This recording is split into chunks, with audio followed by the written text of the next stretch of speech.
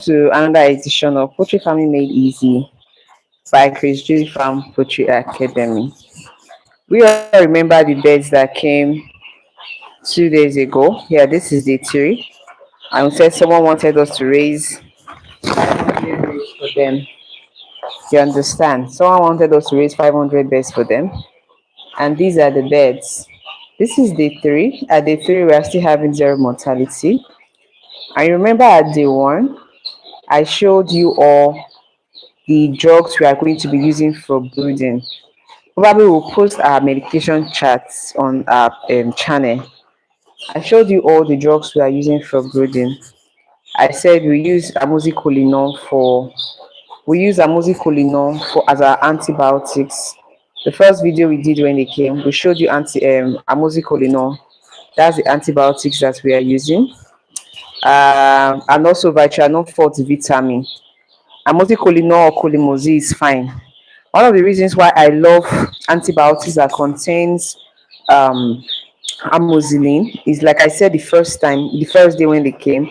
One of the reasons why I love antibiotics that contain amoxicillin is the fact that you don't tend to have issues with white poop.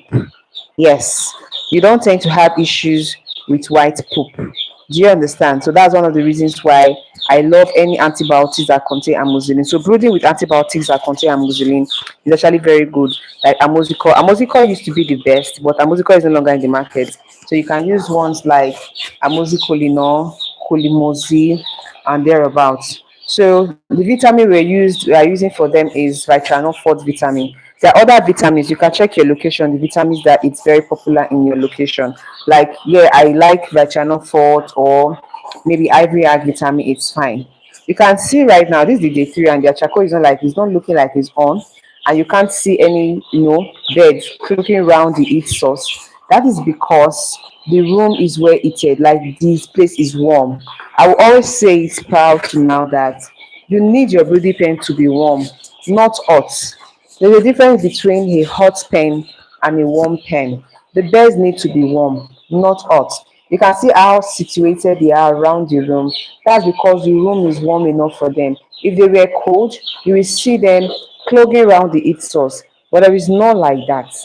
Do you understand? There is not like that. You can see them, they are very they are doing so great. These are 500 beds, and we said we are going to be using new oak feed. So far so good. We are almost done with one bag, though we are not fully done. Maybe by the end of today we should be done with one bag. Yes, like I will always say, the first 2 3 days they don't. You see some persons, some people can use 1 million naira to raise beds. Other people can use as little as 700 to 800K to raise that same amount of bed using that same amount of feed. Do you understand? So it's how you reduce your cost of production to the minimum helps in your profit. The aim of every businessman or businesswoman is to make profit. In as much as some of us have passion for the business, but then profit is the main thing. So you want to make sure that you reduce your cost of production to the minimal. You can see that these beds, like I was saying, that they've not really finished one bag of feed. You don't have to heap the tray, because tray is mostly the very common feeders that people use. And you see this tray, most people say they don't like it because it leads to coccidosis. That's not totally true. If you check what we are doing last flock of 5,000, 4,000, 3,000 bed, it's tray that we use most. It's easier when you're using tray to feed them, because a lot of them can eat at the same time. It's stressless for them.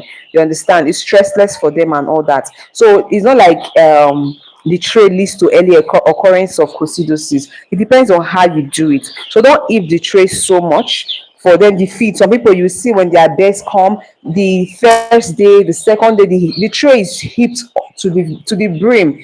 It's not nice, because the birds are going to sleep on the tray. The birds are going to sleep, lie on it.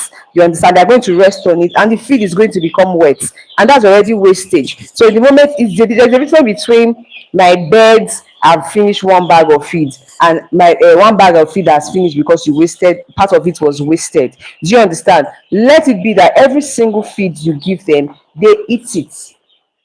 You can see the trays, that the feed on the trays are not so much. The feed on the trays are not so much. Do you understand? So it's not about just packing feed and pouring on the tray and expect that they will finish it. They rely on the feed, and the feed will waste. And there is your money that is wasting because there's nothing you want to do with it. Do you understand? Some people say they filter the feed when it's when they want to clean the tray. That's why you say it leads to early occurrence of coccidiosis. So at least the first 3 days, when their eating capacity increase, you would know. You understand? So for the first 3 days, you you just put little feed on the tray. I know some people always ask us, when if you want to drop your questions on the live, you can. If some people always ask us, when are you going to remove this carton? If you are using wood shavings, like that wood shavings that is like the back of the wood, you really do not need um carton or newspaper or whatever. But if you cannot get wood shavings in your location and you are using the other one that is smooth, or you are using the one from Motosaw that is not so smooth, it is advisable that you cover it at least for the first 2 or 3 days. Let your birds know the difference between the feed and the dust. Do you understand? So your birds know the difference between feed and dust. So far so good. It is best that you cover it. For those that are always asking, when are we going to remove the carton? Probably by tomorrow or next. Remember, right now it's not looking so wet. It's looking dirty, but it's not looking so wet because I'm with my feet. I'm inside with my feet. Do you understand? So it's not wet yet, my people. But we can remove it. Sometimes I leave it for like 3 days and I remove. Another people ask me always ask, when do you change from these tray feeders? Ideally, initially we used to do like from 10 days, but from the seventh day, I think they can easily feed from this tray feeder, even from the fifth day. You understand? If you are using professional feed, from the fifth day, they can start feeding from adult feeder. Do you understand? And people always do 10, 50 birds. People always ask, how many birds to one tray? Some people do 50 birds to one tray and all that, but I always kick against it. Doing 50 birds to one tray does not make any sense. Trust me, if you want a good flock uniformity, cannot be doing 50 birds to one tray. So if I wanted to do for this 500 birds, if I wanted to do feeders, if I wanted to do 50 to one tray, I would just be having 10 feeders. There you'll be causing competition. Yes, there will be competition for feeding. But one of the reasons why I love to have trays everywhere and drinkers almost everywhere is the fact that sometimes I see these birds as lazy. Anywhere they turn to, there is feed. Do you understand? So doing 50 birds to one tray, I don't advise it. You can do 25, 30 birds to one tray, and that will make a lot of sense. Do you understand? So don't, if you want them to grow evenly, because one step to getting a very good profit in this business is to have a good flock uniformity. And if you want to have a good flock uniformity, it's about intentionality. You have to be intentional. When it gets to like the second week, there should be a visible difference between a bed that is growing and a bed that is not growing so well. You can sort. You can sort. You can keep the ones that are not growing so well in a different place and keep feeding them while you feed the others. You will not see that after sorting, maybe the third week, once is that some from the one that you sorted and keep that are looking bigger than some inside the main pen. So having a good flock uniformity up to 90-95% flock uniformity is actually achievable, but it depends on you as a farmer. You have to be very intentional about it. Broiler farming, layer farming, they are all easy. Brooding is universal, like I will always say. Farming is actually very, very easy. Breeding is universal, like I will always say. So knowing the basic thing to do at every given time is very, very, very important. Giving your birds antibiotics, giving your birds vitamin, giving your birds their vaccines at the right time is actually very, very, very important. You understand? So you don't want competition among your birds. To have a good flock uniformity, you don't want competition among your birds. If you can get good birds, the sky is your limit. You can see that the charcoal is not on because if you can check outside, you see it's sunny. It's sunny. That some persons lose birds, have chick mortality due to ventilation. Sorry, these birds, they have ventilation, not like the place is open. There's an opening at a little opening up there, that there's a bit of ventilation so that there's a part of the heat that needs to go out, or else they'll suffocate inside this place. So ventilation is also very, very, very, very, very important. So far so good. You can see that the charcoal is not on and the beds are situated everywhere. That's to tell you that the place is warm enough for them. So it does not mean that because they are chicks, because they are chicks, you want to finish them with charcoal, you want to finish them with heat. It does not make sense. Seriously, it does not make sense. You can lose your chicks due to heat, you can lose your chicks due to cold, you can lose your chicks due to too much space. Do you understand? So you can see that the beds are well situated. So in as much as your beds are their chicks, you need to also be able, to, observe their behavior. Some people get what is it called? Some persons get thermometer to help control their temperature, but for some of us are very conventional. We don't use thermometer. We know our chick's behavior. Do you understand? It is very easy to know what your chick wants. It is very easy to know what your chick wants. If I come into this place and I saw that chicks are hovering around that heat source, or they are running together, I'll know all these chicks are probably cold. Do you understand? Is it that they are sick or they are cold? But when I come in and I see that they are all running, there's a part of yesterday where they were all very far from this heat source. It wasn't in the afternoon, it was in the evening, and it was showing that, oh, they don't really need the heat as much as they did the first day. It's possible by tomorrow, which is the fourth day, if it doesn't rain, we probably might not be giving them heat anymore, because this place is covered in a way that we don't really need to put heat in the afternoon. And that's one way of reducing your cost of production. How you care for your beds, how you cover your brooding pen can help reduce your cost of production. How you cover your breathing pain, because if your breathing pain is covered in a way that it cannot trap it, you will want to use more of the charcoal. Do you understand? If I had come here and I see that these beds are cold, I will want to light charcoal for them or use heat for them. But at this point, they are very, very okay. So I am saving myself the cost of production. If brooding 500 beds, I don't think we will use up to half bag of charcoal. Some will say, what? Yes, we can't even finish one bag of charcoal in brooding 500 beds. So it is very, very, very, very important that you know what to do. My aim, like I always tell farmers, is always try to reduce your cost of production. There are some things that people will rear. I was talking to a farmer yesterday. One was saying he raised a particular amount of beds with 12 million naira. Another farmer said, no, I raised that particular amount of beds that with that same feed for 9 million naira. Do you understand? Not like they had mortalities, but it is about how you as a farmer try to reduce your cost of production to the minimal. It is about how you as a farmer, you try to reduce your cost of production to the minimal. And it actually starts from the day old. How you reduce your cost of production starts from the day old, knowing what to do at every given time. We see a lot of times on Facebook, people come in, oh, I bought beds, what medication should I give them? That's the first start of error. That's the start of error. I can tell you. That is the start of error. Do you understand? Knowing what to do before your beds come, the medication you're supposed to give for the first 5 days is very, very important. When I see some people will tell you, oh, my aim is for zero mortality. Having zero mortality in poultry is very possible.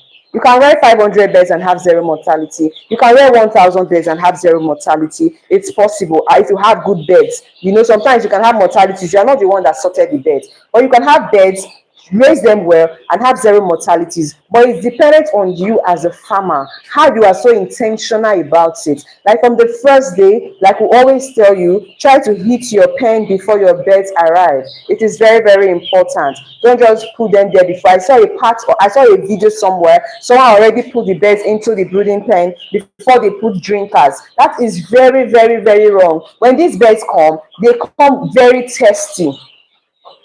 The first day, I think we did up to 30 liters of water the first day, but the second day, it kind of reduced. We didn't use up to 30 liter this second day. It only shows that the first day that the birds came, they were very, very, very tasty. So as a farmer, before you even unbox the birds, some people will say, when you get to your farm, just unbox the birds quickly. It is even safer you leave them in the carton first.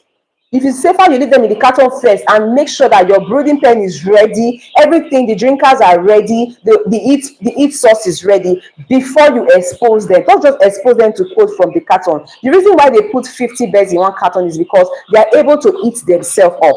Do you understand? So it is very, very important. Pen is already warm when you bring them in. Do you understand? Make sure the pen is already warm when you bring them in. These birds, the pen does not have to be hot. There's a difference between hot and warm. I keep saying it. There's a difference between hot and warm. They just have to. They just want to have that mother nature of feeling. You know the way their mother covers them. They want to have that thing. Like they just want the place to be warm, not hot. You can lose cheeks due to heat. It is very, very impossible. And also for those that use charcoal, the reason why we always use this particular one for our series videos is because we always try to show farmers that you don't really need to go buy a lot of things like charcoal pots and all that if you want to brood in your house. You can use a cooking pot to brood. There's a video that we used a feeder, an iron feeder as an heat source. Do you understand? This stuff that I'm using is something that a lot of persons have in their location. You can use yeast to do. They are not pullets that you will say they will fly into it. Definitely, they're not going to fly into it. They're not pullets that will fly into it. So they're not going to fly into it. So that is that. So you make sure that the place is warm before your birds even arrive. And for those that use charcoal for brooding, I will say it again. You see some persons, they will say, "Oh, I went to sleep. And by the time I came back, my birds were dead. My birds were dead. What happened? I don't know what happened. It could be cold because sometimes the charcoal is off. It could be cold. Someone will say, is it cold? I disagree. Like cold can just wipe your flock like that. Yes, I disagree because when you use workers in your farm, you tend to see that there are sometimes workers cannot brood the way you brood. Sometimes they sleep off. I would never have a reason to have such mortalities due to cold. You could have mortalities. You could have stunted growth due to cold, but not that much. But not the kind of mortality that heat can cause. And sometimes I think most times for the people, it's due to their charcoal. Sometimes the charcoal smokes. And when you're lighting your charcoal, always make sure that you light your charcoal outside. Do not light your charcoal inside your brooding pen. Light your charcoal. That moment when you want to go and light your charcoal or refill the charcoal is not that period that will make your birds die. So people light their charcoal inside their brooding pen. It is very, very, very wrong to light your charcoal inside your brooding pen. It is very, very, very wrong to do that. Always take your coal pot or your charcoal pot, take it outside, light it, make sure it is not smoking, because charcoal is actually the most popular brooding method that a lot of farmers use. Forget about these new ones that is this gas brooder. A lot of farmers can afford that, a lot of small farmers actually. So if you're using charcoal is still one of the best method of brooding. Trust me, it's still one of the best method of brooding, and it's still one of the cheapest method of brooding. Do you understand? I love to use charcoal. Even our large flock, we use charcoal because it's actually the cheapest method for me to brood. So make sure that it's not smoking before you bring it inside. And when you are refilling at night, this is where it becomes very tricky, and I think a lot of farmers get it wrong. When you are refilling at night, make sure that when you put the charcoal, try to bring out the ones that are lighting under to come up so that it will catch quickly, and just stay a minute or two, at most 3 or 4 minutes, stay to observe that there is no coal, there's no wood inside or any one of the charcoal that is smoking. Some persons, they can chop their charcoal in the middle of the night and they will just leave. They will just leave and they will come back. They'll say, my birds just died. I checked them in the middle of the night. They were healthy. I came in the morning and they died. It is possible that the way you covered your brooding pen, it's a way that the smoke cannot go out. So that time that you went to refill your charcoal, you didn't wait to see if there was anyone that was smoking. The whole place could be choked up for your birds. And for people that say, who told you that chicks need ventilation? Yes, that is when you know that your chicks need ventilation. You can see the way we cover this breeding pen. You can see their openings up there. Do you know what that openings is for? The openings is to make sure that air, that there is, that oxygen can still come in, carbon dioxide can still go out. And even as that place is open, there's another covering over there so that cold doesn't enter this place the way you will just normally think. So the way you cover your breathing pen is also very, very important. So if peradventure they light this charcoal at night and it's smoking, you see that opening down there, the charcoal will be able to go out. The smoke will be able to go out. Do you understand? So when you light your charcoal, always make sure that you stay a moment or two when you come to refill or top up the charcoal. Always make sure that you want to check you want to check if the thing is smoking. You want to check. Sometimes there are big coals or there are big wood inside those charcoal that we don't know. So it is very important that you not check if it is smoking. That's some that will just smoke. You can easily just remove it. If you stay a minute or two or three, you'll be able to see if there's anyone inside that is too big that will smoke, and you will just remove it. So it's actually very easy. So losing your base because your charcoal was smoking, I don't believe there's anything like bad charcoal. Yes, like the charcoal is really bad. No, it is you as a farmer that was not careful. Do you understand? It is you as a farmer that was not careful. When these birds came, I think it was the first day when they already exposed the birds. I came in and the whole place was as if my nose and my throat was giving me summer. I was like, this charcoal looks sharp. Oh, it's sharp. And I had to make an instruction that on no account where you want to refill this charcoal, that you don't check to make sure that if there's any smoking one. And the truth is that every single time they refill, you always stay to check, is there anyone that is smoking? And they will just remove it. Sometimes there are big coals that are smoking, and you remove it. Like I said, how you take care of your birds from day old is actually very, very important. If you can get it right from brooding, you have actually be able to score yourself at least 50%. Someone will say, yes, 50%. Yes, if you can get it right with brooding, from the brooding stage, you have scored yourself 50%. Do you understand? You see some persons when they buy birds, from the first day, their birds are already clogging each other. And they're asking, oh, my birds are gathering each other. I don't know what to do. It is best to know what to do before your birds arrive. It is best to know what to do before your birds arrive. Do you understand? And please, when you go to get medication for your birds anytime, always check the expiring dates. Always check the expiring date. And I see a lot of farmers that one of the reasons why they always have issues is the fact that they go to buy drugs. They go to buy drugs without even knowing what the drugs will do. So you need to understand that when you go to the poultry drug shop, those sales girls that you see there, they are being paid salary. Their own is to sell. So people will go to buy poultry drug. You're asking the sales girl, will this one work for my birds are doing this? Will this one work? And she will tell you it will work. Or use one rubber spoon. And you think it's just work wonders like that. Some people, they just go. It is best that you know the disease that is wrong with your birds. You can check our channel. You see the 5 common poultry disease and the treatment. It is best as a farmer that you know what you are doing. The first vet that is in your farm is you as a farm owner. You should be your own vet. Do you understand? So it is important that you know every single disease in poultry, at least to a large extent. So when they give you drugs, you see some persons, they will say, my birds are pouring blood. And you see them, they are using typhoid care. So they'll say, I went to poultry drug shop. They gave me typhoid care. Surely you did not know how to read and see that blood, okay, is coccidosis. In that typhoid care, what part did you see that they wrote coccidosis? You see some persons, white poop, they see pulorium, and they are giving them something for coccidosis. You did not read to check the drug, and the drug is telling you, no, this one is for coccidosis, it's not for white poop. So you as a farmer, when you go to buy drug, take the drug, read it, check what it is treating, and compare it with what you are experiencing in your farm. Because the moment you are giving your birds, some persons from brooding stage are already giving their birds unnecessary drugs.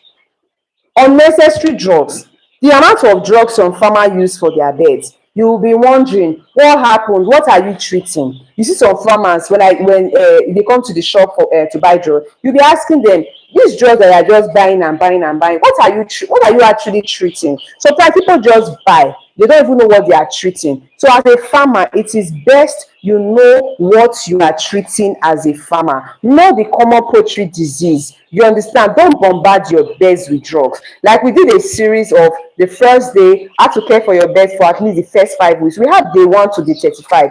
The medication, the drugs, how to care for your birds every day. You will see that we have a medication chart. We have what we give to our birds every single day. We have what we give to our birds every single day until maybe they were 3 weeks, and we just leave them there about, and they will be fine. Always learn to treat pulorium disease early. That is why one of the reasons why we use amoxicillin-based antibiotics for breeding. Always learn to treat CROD, at least before they get to 4 weeks. Always learn to give preventive medication for coccidosis early. There are some things that you will need to treat as far as broilers or whatever, as far as birds are concerned. There are some things you need to treat before they show manifestation. I will always say it is easier it is easier to prevent than to treat.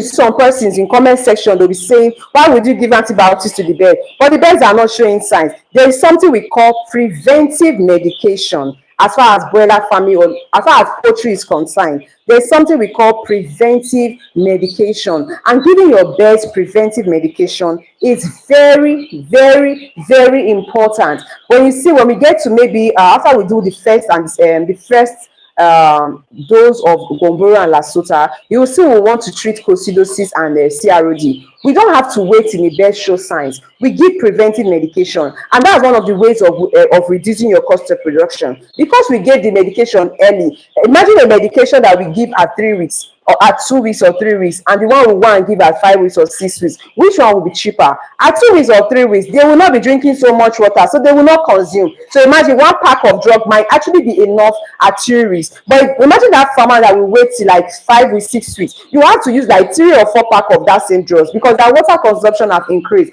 And tell you about, if the bird starts showing signs, you are already at fault. You are already in a big problem, because they will start losing weight. Some will not eat, some will die. So you understand. So it is actually advisable to give preventive medication very early. Have a medication chart. You can check our medication chart. Have a medication chart so you know what to give your birds at every given time. Give preventive medication. And when you go to buy drugs, you see the dosage. They tell you, oh, this is prevention and this is treatment. Or even if you are doing prevention, always use the treatment dose. Act as if you are treating the disease, not preventing the disease. Always use the treatment dose, and you will be so fine. If you treat coccidiosis early, if you treat CROD early, like for any batch of birds that we rear, we only treat CROD once. If we want to keep the birds for 10 weeks, for 6 months, we treat CROD once, and the birds will still do well. In as much as we treat with Tylodos, and Tylodos is a super drug, but you also want to take your biosecurity very, very serious. Very, very serious. Make sure that the place is well ventilated. Your poultry needs ventilation. Do you understand? So far, I think I have said enough. We always we do live from time to time, so I think I have said enough. So having a good flock uniformity starts from you as the farmer, and a good flock uniformity will help you as a farmer to have good profits.